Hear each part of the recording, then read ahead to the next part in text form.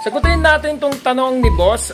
Boss, anong gamit mong pang check ng salinity? Magandang katanungan yan para sa mga newbie na gustong mag-keep o nag-keep na ngayon ng saltwater fish o Nemo and Friend.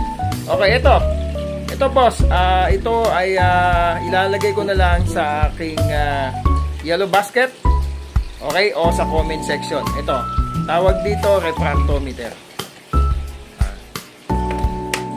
Pagka binuksan mo to, ang makikita mo sa loob nito ay ganyan. Isang pang siphon at isang yung pinaka device. Okay. So, madali lang naman gamitin to. Actually, itong pinaka nandito, wag mo nang gagalawin kapag ka dumating sa iyo to. Gagamitin mo lang kasi to in case na nawala siya sa calibration. Pang-calibrate kasi ito, no. Hindi ko muna ituturo ngayon kung paano i-calibrate to kasi medyo matatagalan tayo.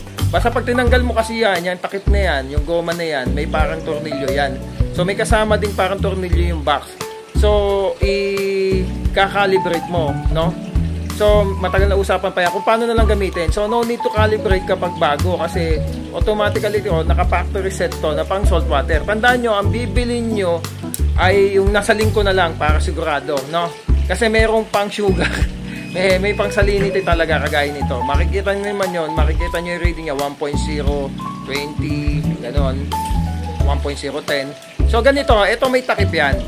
At yung kasama niyang siphon, ito, ang gagamitin mo para pangkuha ng tubig. So ganito lang yan.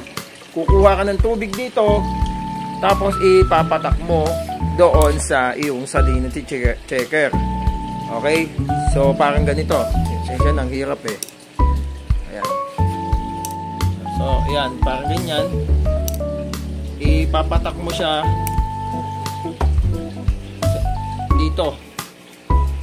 Ayan. Papatak mo yan dyan. Tapos, sasarado mo. Pag sarado mo, then sisilipin mo na lang. So, yun. Ganon.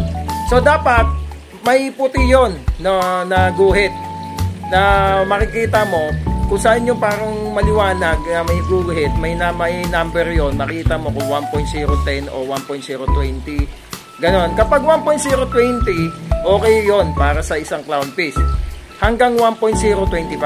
Okay, tandaan mo yan. Kung meron ka namang anemone o pinagbabawal na coral, so yun.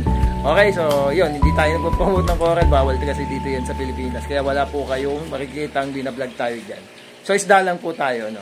So yun, ganun lang, no. Kung saan mabibili to, okay, lagay ko na lang dito sa yellow basket o kaya sa comment section. Okay, maraming salamat sa iyo, boss. Sa susunod, abangan mo na lang uli yung mga ano pa natin, mga sinasagot nating question.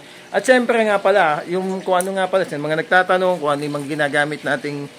Kasi nag-apply tayo yan, lagay ko na lang, Repsol, at meron din tayo mga, mga rocks, yan, mga ganyan. Lagay ko na lang din yung link, nag-apply tayo kung saan ko nabibili yan. Sinusupply na lang po tayo. At ito, bacteria yan, ginagamit natin pang cycle, okay?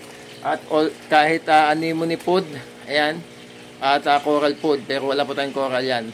Lagay ko na lang lahat yan sa comment section o sa yellow basket. Okay? Maraming salamat!